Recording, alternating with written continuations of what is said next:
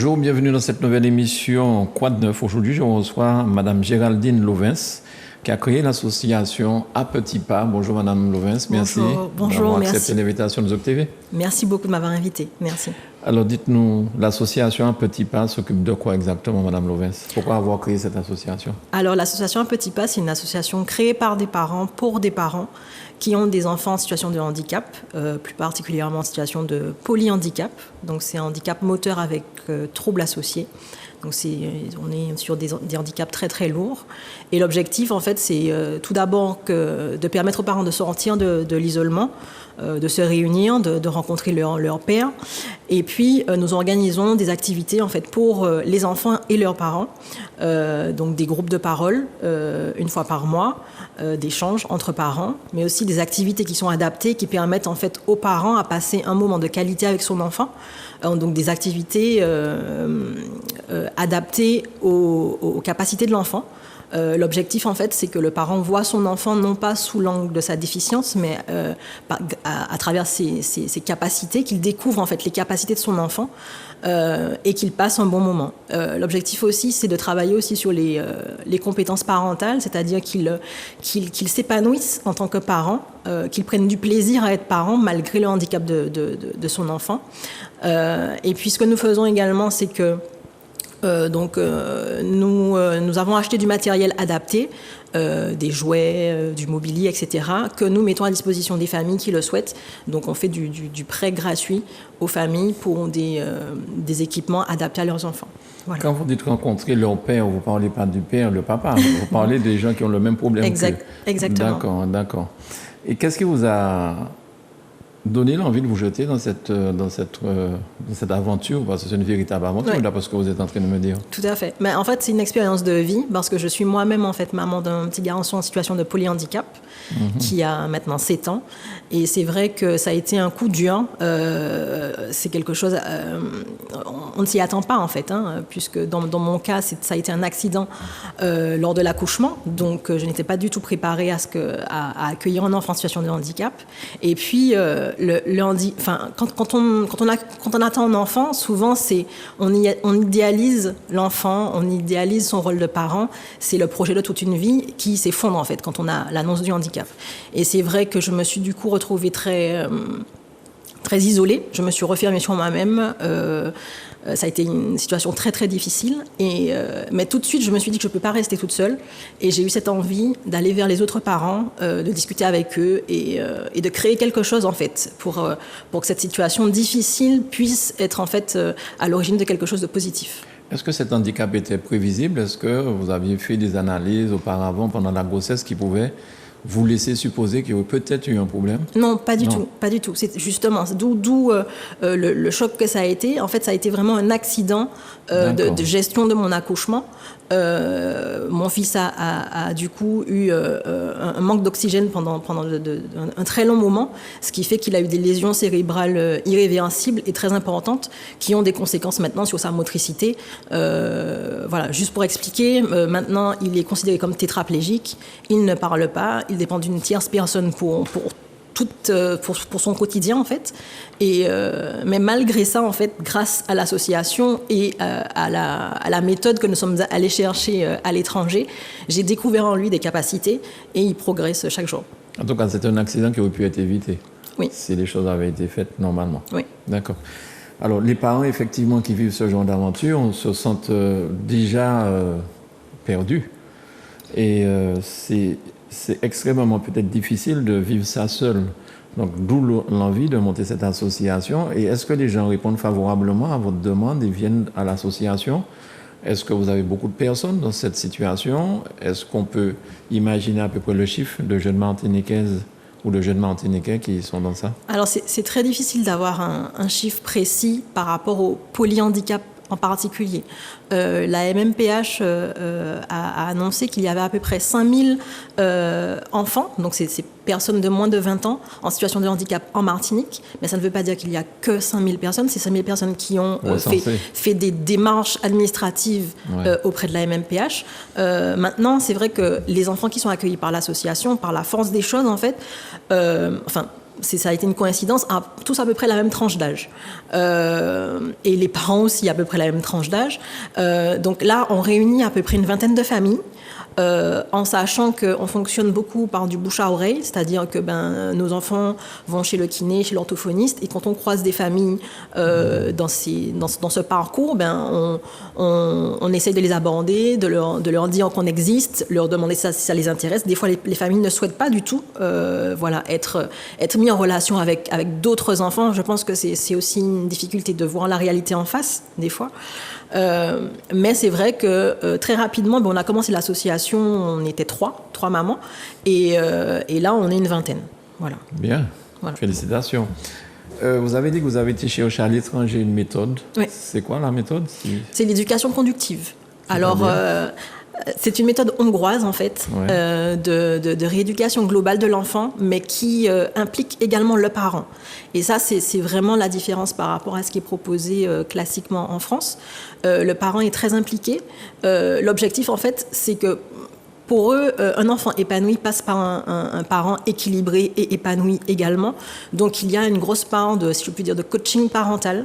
En ce qui me concerne, par exemple, c'est grâce à cet accompagnement, ces différents stages, que j'ai pu sauter le pas et me réconcilier avec la grossesse et la parentalité et avoir 2 autres enfants. Maintenant, j'en ai 3. Or, c'était quelque chose qui était totalement inconcevable pour moi après mon premier. Et on est maintenant 5 familles à avoir accueilli des 2e, voire des 3e, grâce à cet accompagnement. Voilà. Vous aviez peur d'avoir un 2e enfant, en fait? J'avais peur d'accoucher. D'avoir encore un accident. Exactement. D'accord. Exact. Et ça fonctionne, les gens adhèrent à ce genre de stage chez vous? Alors, en fait, au début, on fonctionnait sous forme de stage ponctuel dans l'année. Donc, on faisait venir une professionnelle de Hongrie, spécialement en Martinique, pour animer ces ateliers. Donc, c'est à peu près 2 semaines, 2-3 fois par an. Voilà. Et là, en fait, effectivement, 2 semaines, 3 fois par an, il faut que le parent soit disponible à ce moment-là. Il faut que ça corresponde, par exemple, au rythme de l'enfant. Il y a certains enfants qui sont hospitalisés pour X raisons et qui ne sont pas disponibles à ce moment-là. Donc, en fait, pour répondre vraiment aux besoins des familles et être au plus près de leur quotidien, depuis 2020, on a ouvert une structure qui propose ces stages, si je puis dire, mais à l'année. C'est-à-dire que le parent peut venir avec son enfant comme il veut. Ça peut être toute une semaine complète ou juste une journée ou une demi-journée, 3 fois par semaine. C'est vraiment à la demande du parent.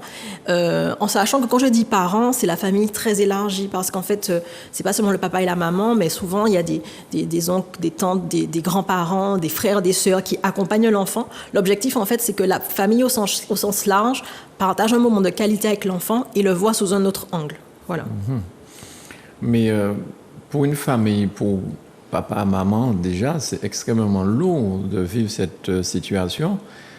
Est-ce que vous êtes en mesure quand même de travailler ou de faire autre chose, ou bien vous avez des aides de l'État, entre guillemets, pour pouvoir subvenir à vos besoins? Parce que je suppose qu'un enfant qui supporte cet handicap a besoin de soins constants. Tout à fait. Comment vous faites? Alors, il y a différents cas de figure. Il y a des structures, ce qu'on appelle des centres médico-sociaux qui accueillent des enfants en situation de polyhandicap. Donc, en Martinique, c'est l'EAP et de Tibom, qui fait partie de l'ADAPI. Donc, qui accueille le profil d'enfants qui viennent chez nous. La problématique, c'est qu'ils sont saturés. Il y a très peu de place pour beaucoup de demandes. Ils accueillent les enfants jusqu'à, normalement, 21 ans, mais des fois beaucoup plus, puisqu'il n'y a pas de place dans les structures pour les enfants plus âgés. Donc on a cette problématique de place par rapport à la demande, en fait. Donc ce qui fait que, effectivement, on garde les enfants à la maison. Alors. C'est ça. Donc il y a des parents qui sont obligés de garder leurs enfants à la maison. Donc si on a la chance d'avoir une grand-mère qui ne travaille pas, c'est à la charge de la grand-mère. Mais souvent, ce sont des enfants qui demandent quand même une certaine capacité physique, puisqu'il faut faire des transferts, il faut les aider à se déplacer, etc. Donc on se retrouve vite limité dans le cercle familial. Donc c'est vrai que beaucoup de parents sont encore obligés d'arrêter de travailler pour s'occuper de leur enfant. Voilà. Pour ma part, je continue à travailler à temps plein.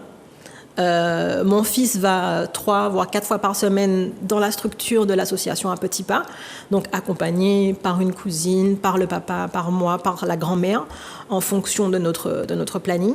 Et puis, voilà, on essaye de composer comme ça. Ça demande beaucoup de financement, je pense, pour cette association. Est-ce que vous êtes aidé par des structures à la Martinique? Alors en fait, ce projet a été inscrit dans un programme qui s'appelle Martinique Territoire 100% inclusif, et grâce auquel nous avons obtenu des financements de l'ARS. Donc nous sommes également aidés par la CAF et puis la CACEM, que je remercie. Et, nous avons obtenu un financement l'année dernière de l'Espace Sud, donc j'espère que ce sera reconduit cette année. Mais nous sollicitons en fait chaque année, par exemple la CTM, qui, voilà, pour l'instant n'a pas encore répondu favorablement à notre demande, mais j'espère que ça viendra. D'accord. Les locaux dont vous disposez, c'est à Dillon? Exactement. Est-ce que c'est suffisant? Est-ce que vous comptez vous élargir? Je ne sais pas moi. Oui, alors en fait là nous sommes sur vraiment un petit local qui a la dimension de nos moyens, parce qu'en fait malgré nos nombreuses sollicitations auprès des établissements publics, nous n'avons pas du tout de retour par rapport à un local du parc public mis à disposition avec un loyer adapté. Donc on a été obligé de se retrancher vers le parc privé. Donc là on est locataire d'un espace commercial avec ce que ça coûte. Et donc on s'est dit, bon, on commence comme ça, avec un petit local commercial qu'on a aménagé, etc. Et maintenant, effectivement, on se retrouve à être saturé, puisqu'en fait, on ne peut accueillir simultanément qu'à peu près 6-7 familles. Et là, on a beaucoup de demandes, voilà, quasiment. Donc, on espère pouvoir s'agrandir pour accueillir 15 familles de façon simultanée. Mais là encore, c'est compliqué sur le parc privé. Donc, on a trouvé un espace un petit peu plus grand. Donc, on devrait pouvoir déménager d'ici la fin de l'année, mais toujours dans le domaine privé. Donc, ce qui aura un impact très important sur notre budget. Et cette personne qui vient de Hongrie continue à venir pour les stages? Cette personne qui vient de Hongrie a déménagé et en permanence en Martinique maintenant. D'accord. Voilà. Donc en même temps, vous apprenez à parler hongrois. Un petit peu. Mais elle parle très bien français, puisqu'en fait, elle est de nationalité suisse. Ah oui. Voilà, c'est une Hongroise et Suisse. Donc voilà, qui est à temps plein maintenant en Martinique. Et puis nous avons du coup étoffé un petit peu notre équipe, toujours à la demande des familles, puisque les activités que nous proposons sont vraiment en réponse aux demandes des familles. Donc on a recruté également une psychomotricienne, on a une animatrice d'activités pédagogiques, puisque une des problématiques soulevées l'année dernière par les parents, c'est comment accompagner l'enfant dans les apprentissages scolaires. Donc voilà, donc on commence à aborder ce type de thématique-là. Et voilà. Et dans votre structure, vous avez combien de personnes, salariés ou bien bénévoles? Alors, on a 4 salariés qui ne sont pas tous à temps plein. On a, je dirais, en tout 3 équivalents temps plein, mais 4 salariés. Et puis, on a, je dirais, une 60aine de bénévoles réguliers. Et puis, on a des bénévoles qui viennent ponctuellement sur des actions que nous faisons, comme par exemple des emballages cadeaux dans les centres commerciaux en fin d'année pour pouvoir boucler notre budget. Là, on a des bénévoles qui viennent ponctuellement nous aider sur ces actions-là. D'accord. Alors, il vous faudrait combien pour être à l'aise, sans dire le chiffre d'aujourd'hui, mais il vous faut combien encore pour être à l'aise et pouvoir embaucher plus pas de bénévoles, mais de salariés? Il faudrait qu'on puisse au moins doubler notre budget, je pense. Et puis, l'idéal pour nous, ce serait aussi que notre fonctionnement soit pris en charge quasiment à 100% par des établissements publics, puisque c'est quand même une activité d'intérêt général qu'on est en train de mettre en place. Mais oui, après, on essaye de gérer notre association en bon père de famille. Les actions proposées sont dimensionnées par rapport à notre budget. Et puis on essaye au fur et à mesure de monter en puissance et de répondre aux besoins des familles, de recruter, de former, etc. Voilà. Madame Géraldine Louvens, à quel numéro de téléphone ou comment vous contactez pour l'association? S'il y a des parents qui sont intéressés, qui vous découvrent là sur votre télévision, téléphone, mail, enfin, quels sont vos Alors, contacts? on est sur les réseaux sociaux, même si ce sont des bénévoles qui animent ces plateformes. Donc, voilà, on n'est pas encore très, très fort. Mais donc, on est sur Instagram et Facebook, donc à Petit Pas Martinique, avec S à petit. Et puis, numéro de téléphone de l'association, c'est 06 96 087 077. Alors, 087 077, le numéro de l'association. Voilà. Et puis, une adresse mail à petitpas.martinique@gmail.com. D'accord. Voilà. Souvent, les gens nous rappellent après les émissions pour dire, au fait, j'ai pas eu le temps de noter le numéro de téléphone ou l'adresse. Et votre adresse, c'est où? On est situé à Dillon. Dillon. Voilà. Du côté du stade de Dillon. Non, on est plus du côté de Volga-Plage. Voilà, entre Dillon et Volga-Plage. Dillon et Volga-Plage, très Voilà. bien. Est-ce qu'il y a quelque chose que vous souhaitez? Ben voilà, Manuela, merci beaucoup. Elle met à l'antenne là vos numéros de téléphone et contact mail. Ben, Est-ce qu'il y a quelque chose que vous souhaitez rajouter? si je peux dire trois petites choses. Premièrement, c'est un appel à toutes les familles qui sont dans cette situation, d'accueillir un enfant en situation de handicap. Je voudrais qu'ils sachent qu'ils ne sont pas seuls, que nous sommes là, qu'ils peuvent nous contacter. Beaucoup de parents nous appellent juste pour discuter, passer un petit moment. Souvent, on organise des choses le samedi après-midi entre parents. Donc voilà, n'hésitez pas à nous contacter et sortir de l'isolement. Et puis, deuxièmement, c'est un appel solennel aux structures publiques. Voilà, on manque désespérément de financement et j'espère que notre projet aura retenu votre attention. Et puis au grand public, n'hésitez pas également à nous faire des dons puisque nous sommes une association d'intérêt général. Donc tout don fait à notre association est déductible d'impôt à hauteur de 66%. Voilà. Très bien. En tout cas, Madame Louvens, n'hésitez pas si vous avez besoin de communiquer, de revenir chez nous, de nous donner des flyers à diffuser, ce sera avec plaisir. Si vous avez aussi, comment dire, pas une bonne annonce, mais des images et que vous souhaitez faire une petite pub, D'accord. n'hésitez pas, ce sera avec grand plaisir. Et franchement, Zouk Télévision est derrière vous pour... Ce que vous faites là, c'est tellement extraordinaire que, voilà, j'en perds mes mots. Merci beaucoup en tout cas d'être venu chez nous pour nous parler de ce magnifique travail que vous faites. Merci.